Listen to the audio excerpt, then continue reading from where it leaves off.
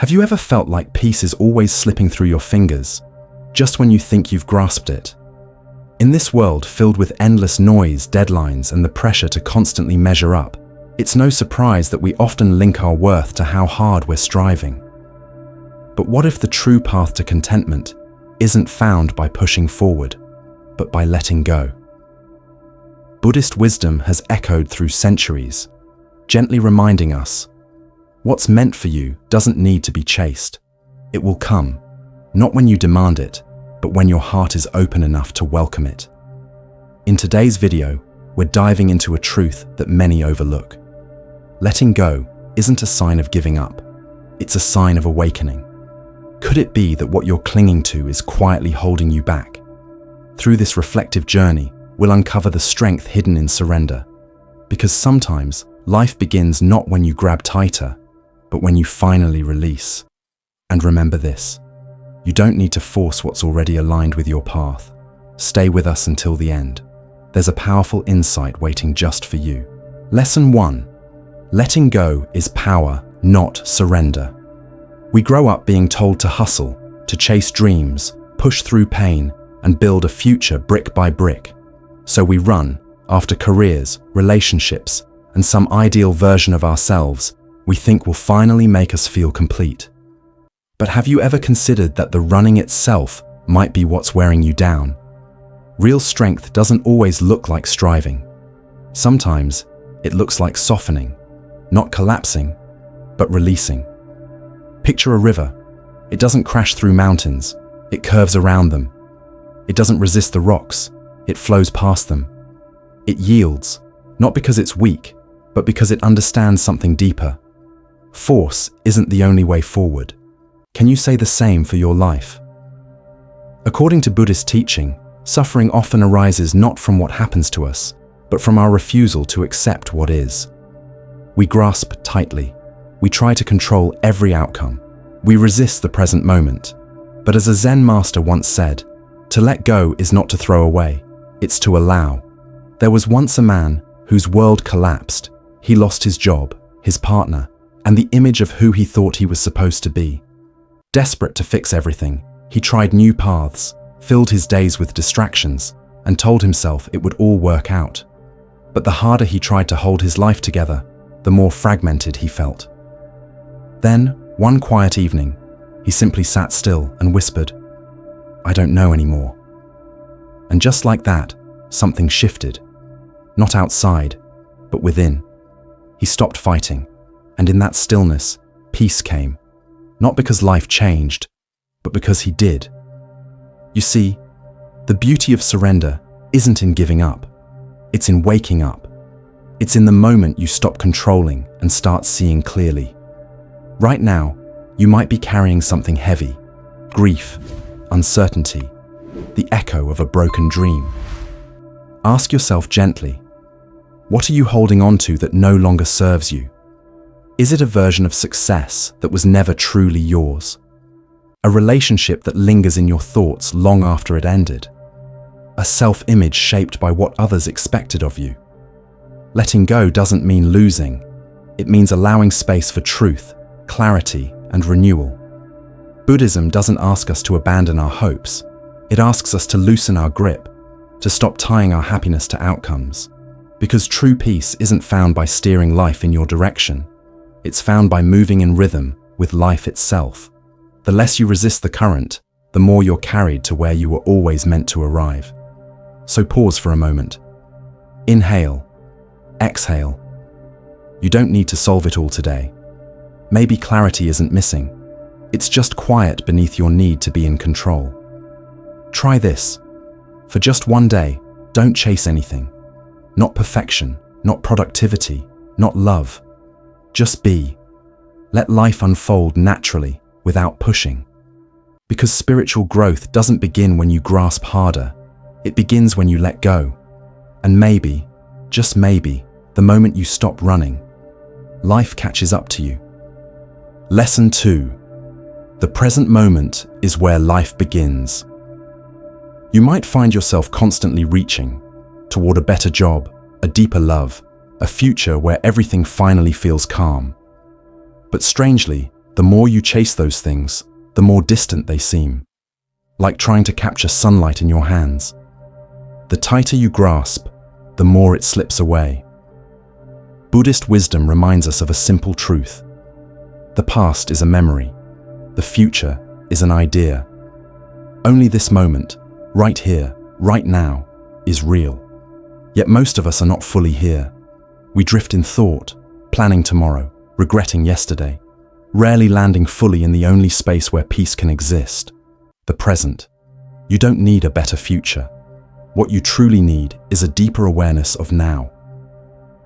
There was once a young woman drowning in doubt. Her dreams hadn't unfolded the way she imagined. Her relationship had ended.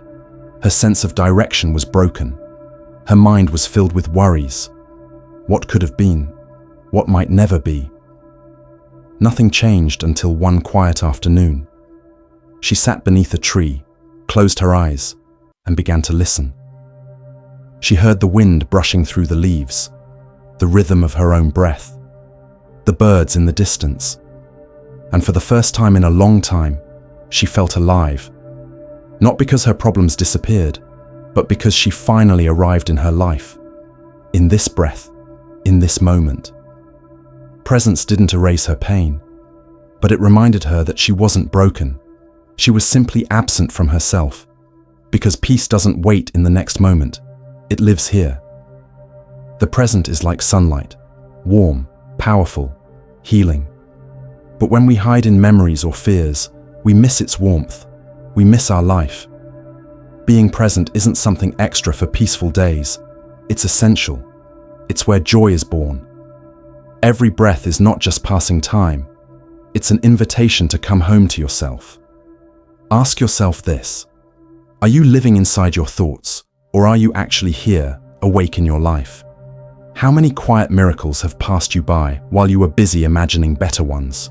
If you're feeling lost, uncertain, unsure of who you're becoming, that's okay. Just know, the answer isn't waiting at the finish line. It's already here, hidden beneath your breath, in this moment, asking for your attention.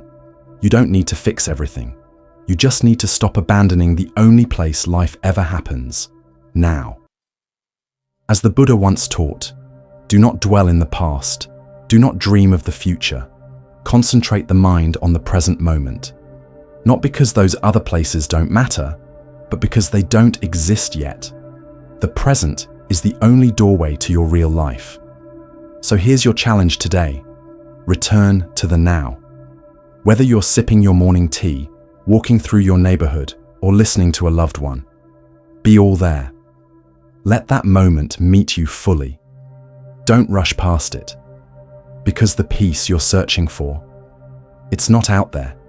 It's resting just beneath the noise, waiting for you to listen. You don't need to chase life. You only need to awaken to it. And when you do, you'll realize you were never truly lost. You just hadn't arrived yet. Lesson 3. You are not your thoughts. You are the sky beyond the storm. You've been living inside a whirlwind, mistaking the storm in your mind for your true self. The thunder of doubt, the rain of fear, the fog of insecurity. But what if I told you, you are not the storm. You are the sky. Vast, steady, open. And no matter how loud the storm rages, the sky remains untouched. You are not your thoughts. You are the one witnessing them. We've been raised to believe that every thought must mean something. If the mind says, you're not good enough, we believe it.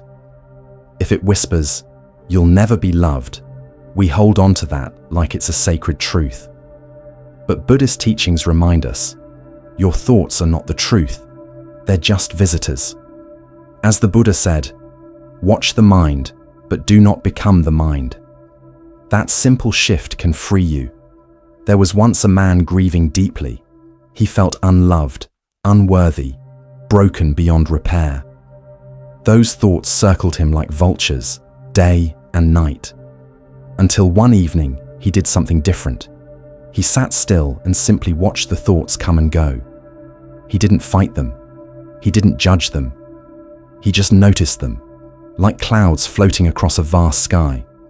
And slowly, something shifted. He saw clearly. The pain wasn't from the thoughts themselves, but from believing every word. This is what most of us miss.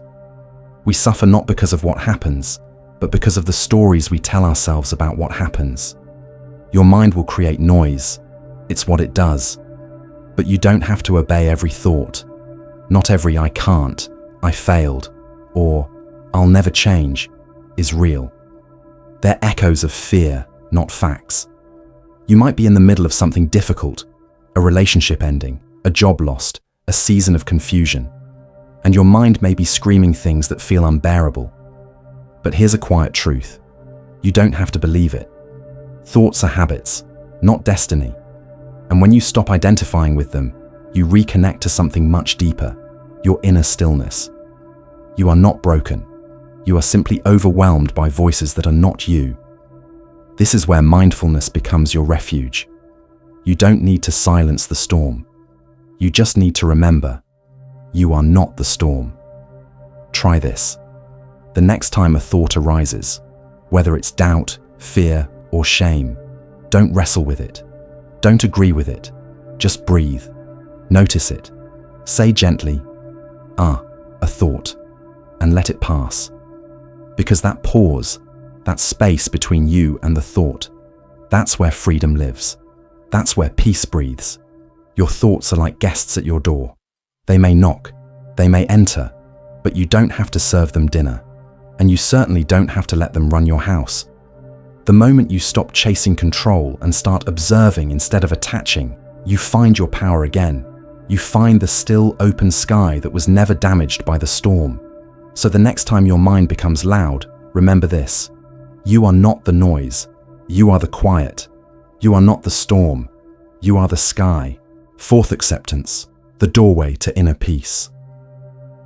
There's a part of you that just wants the pain to end. You want the ache of heartbreak to stop. You want the confusion to clear. You want the failure to feel like a lesson, not a life sentence. And deep down, your heart is shouting, please, just make this go away. But what if healing doesn't come from escaping what hurts? What if it comes from being with it, fully, gently, and without resistance? In Buddhist teaching, there's a simple truth. Whatever you push away, pushes back harder. But what you embrace, transforms. This isn't a poetic idea. It's a lifeline for the soul. Picture your pain like a fire. If you flail and fight against it, it burns you. But if you step close with presence and curiosity, the fire softens. It becomes warmth, even light. You stop being a prisoner of your suffering and become a witness to it. But that shift only happens when you stop trying to erase the pain and begin to listen to it. Sometimes we don't need our pain to disappear. We just need to stop treating it like a mistake. There's a story of a young man who lost everything: his partner, his job, his sense of direction. For months, he numbed out, distracted himself, searched for something to fix the emptiness, but nothing helped. Until one night, exhausted and broken, he just sat in silence. No more fixing, no more fleeing. And from that silence came a whisper, "I'm hurting, and maybe that's okay." That moment didn't erase the pain, but it changed the way it lived in him. He stopped resisting, and something inside him softened. So ask yourself, can you sit with what hurts without needing to change it? The real agony often isn't the pain itself. It's the battle we fight against it. We're taught to distract ourselves, to medicate the ache, to pretend we're okay. But in doing that, we bury the pain, and what we bury tends to grow. In Buddhist practice, we don't try to erase suffering. We meet it, gently, openly, without judgment. You don't have to like the pain. You just have to stop running from it. That's when the sacred shift begins. Your pain becomes your teacher, not your tormentor. Many of you are in the middle of change, trying to shed the past, trying to step into clarity. But instead of asking, "How do I fix this?" what if you asked, "Can I allow this?" What if peace isn't found in the next solution, but in this moment, exactly as it is? Acceptance isn't weakness. It's strength without struggle.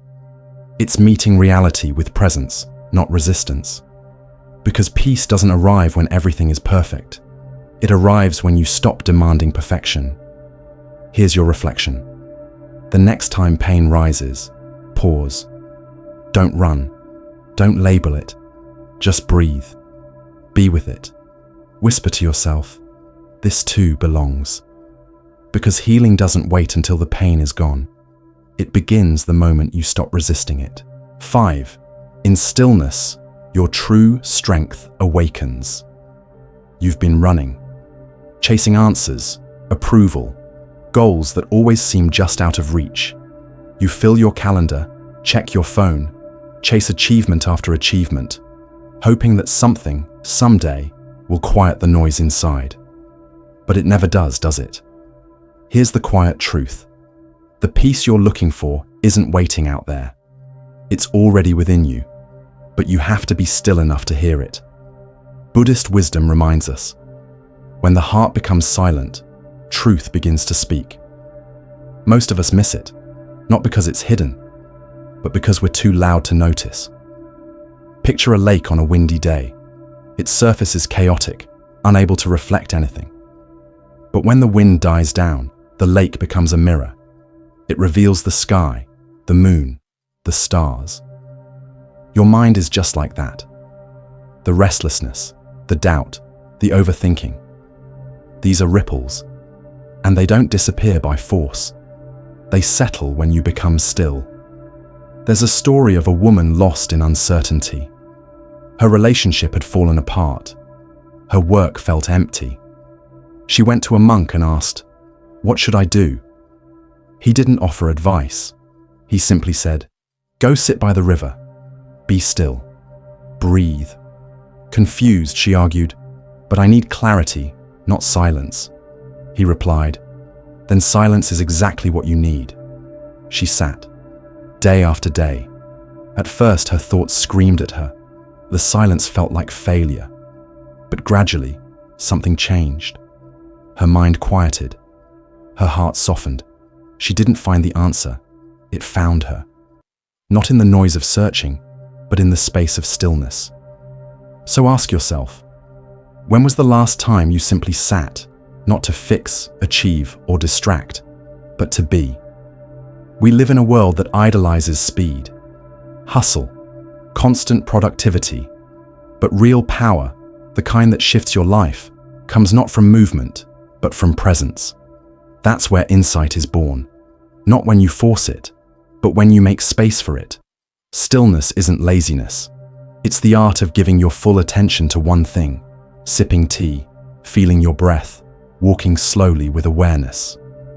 In these quiet acts, something deeper begins to stir. Your nervous system resets. Your inner voice, once drowned out, starts to return. You don't need to figure out your life. You need to feel it, to allow it, to let go of chasing clarity so it can come find you. Here's your invitation. Set aside just 5 minutes today. No agenda, no meditation technique. Just sit, watch, listen. Let your thoughts come and go like clouds drifting across the sky. Boredom, fear, restlessness, let them pass. Underneath it all, you'll find a knowing that doesn't come from thinking. It comes from remembering. Stillness is not the absence of movement. It is the presence of truth. And when your mind becomes calm like a quiet lake, it begins to reflect everything clearly, including who you truly are. Stop reaching outward. Start listening inward. That's where the real power lives. 6. You were never missing, only misled. So much of life feels like a race to be enough. You reach for love, for validation, for some external moment to finally confirm your worth. You whisper, "Once I have that, then I'll feel complete." But no matter how much you chase, the finish line keeps moving. Why? Because you're searching outside for something that was never missing inside. Buddhist wisdom teaches this quietly profound truth. What you seek has always been within the one who's seeking.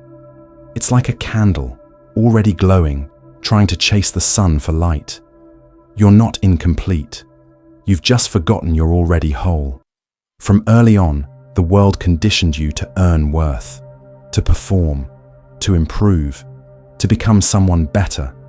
Approval replaced awareness. So you learned to wear masks, to shape yourself into what others seem to want. But behind all that effort, there's a quieter question rising. Wasn't I already enough? There's a story of a monk who handed a student a full teacup and kept pouring. As the tea overflowed, the student panicked. "Stop, it's spilling everywhere." The monk smiled and said, "So is your life.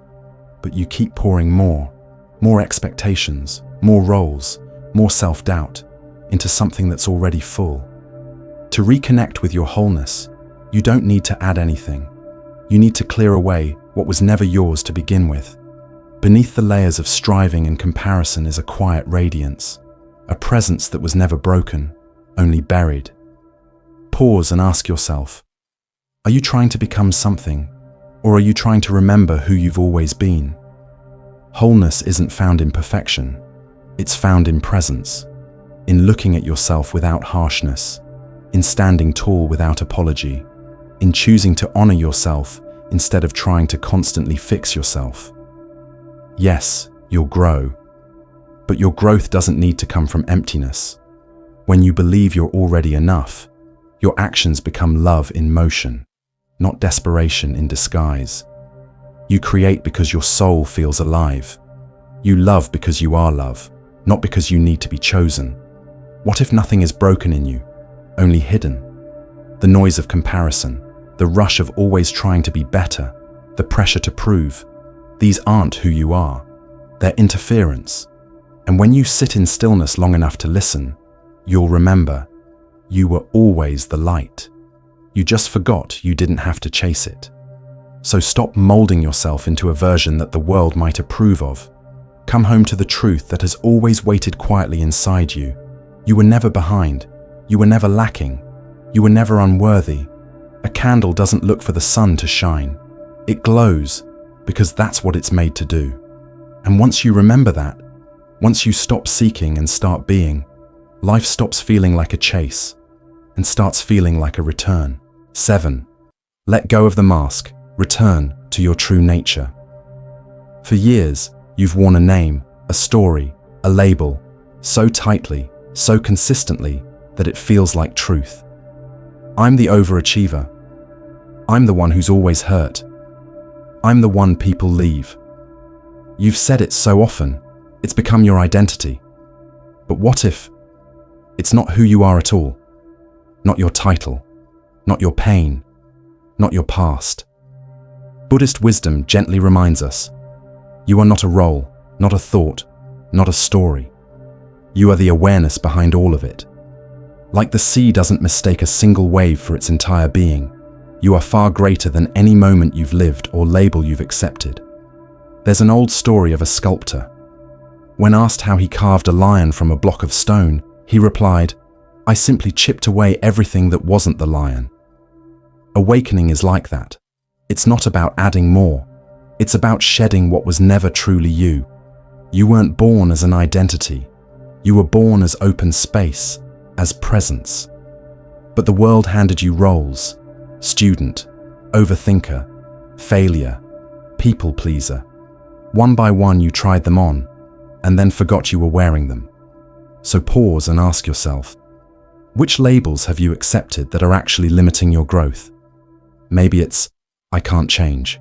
Maybe it's, I always mess things up. These aren't truths, they're inherited thoughts, old echoes, and the more you protect them, the more they define you. Buddhism teaches, what we cling to becomes our cage. But what if you loosened your grip? What if, for just a moment, you stopped identifying as the pain, and instead recognized the space in which the pain simply arises and passes? You are not your suffering. You are the stillness that holds the suffering. You are not the thought. You are the awareness that notices it. Everything else can shift. Your job, your relationships, even your personality. But the one constant, that quiet watcher within, the open sky behind every passing cloud, that's you. And when you return to that center, you stop trying to prove anything. You stop chasing approval or polishing an image.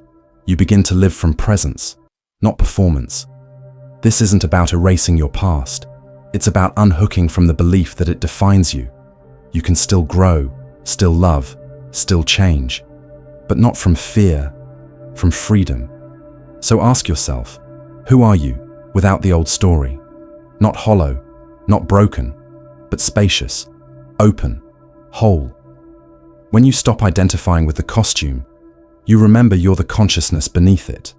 The ocean doesn't cling to any wave. It flows with all of them, calm, wild, alive, complete.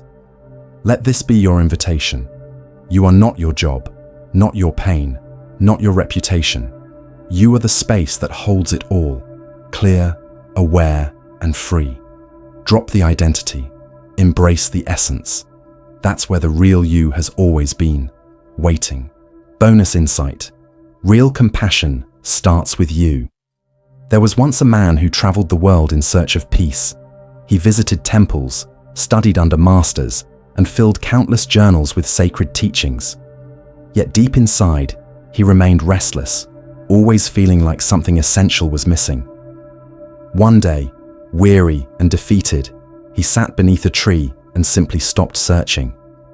In the quiet, he realized something profound. The peace he longed for had never been lost. It had only been ignored. What he had been seeking in distant lands was already quietly present within him. That moment revealed a timeless truth. Compassion isn't something you give to the world by emptying yourself. True compassion begins by turning inward. We're taught that to be kind, we must be selfless, that real goodness means putting others before ourselves. And while generosity is beautiful, constantly giving without pausing to refill your own soul only leads to exhaustion. You cannot light the world if your flame is burning out. So ask yourself honestly, do you treat yourself with the same gentleness you give to others? You forgive your friends when they stumble. You cheer them on when they doubt themselves. But when you fall short, do you offer the same grace? Or do you tighten the grip of criticism, holding yourself to impossible standards? We often confuse self-compassion with selfishness, but Buddhism teaches the opposite. To truly love others, you must first be at peace with yourself, not in a way that feeds ego, but in a way that nourishes the heart. Self-compassion means accepting your imperfections without judgment. It means being patient with your healing, forgiving your past, and recognizing that growth doesn't require perfection, only presence. When you begin treating yourself with the tenderness you've always reserved for others, something shifts. You fill your own cup, not to hoard it, but so it can overflow. From that place, kindness flows naturally. You no longer give from depletion, but from abundance. Imagine your life if, instead of criticizing yourself for every mistake, you said, "It's okay, I'm still learning." If you offered yourself encouragement, not punishment. If you allowed yourself to simply be human, flawed, evolving, and still deeply worthy. Peace doesn't arrive when everything outside you is fixed. It arrives when your inner voice softens. Self-compassion creates the space for healing. It quiets the noise of shame and doubt. It welcomes you back home to yourself. And here's the beautiful truth. When you embrace who you are, completely, unapologetically, you no longer chase life. Life begins to meet you where you are. You stop seeking approval because you already know your value. You stop running because you finally feel safe where you stand. So start there, with you. Be kind to the person you spend your whole life with. Fill your own heart, and watch how effortlessly you begin to uplift others. Not because you must, but because you are full enough to give freely. So if you've been searching, striving, or silently struggling, let this be your reminder. You are not behind. You are not broken. You are simply being called inward, to return to the peace that was never lost, only buried beneath the noise. Let go of the chase. Let go of the story and just be fully, gently here. Because everything you're seeking, clarity, calm, meaning, it begins the moment you stop looking elsewhere and start listening within. If this message spoke to your heart, don't keep it to yourself. Share this video with someone who might need a moment of stillness today. And if you're ready to go deeper into this path of mindfulness and inner freedom, make sure to subscribe and turn on notifications so you never miss a breath of peace when you need it most. Because this isn't just a video, it's a doorway. And beyond it is the life that's been waiting for you to arrive.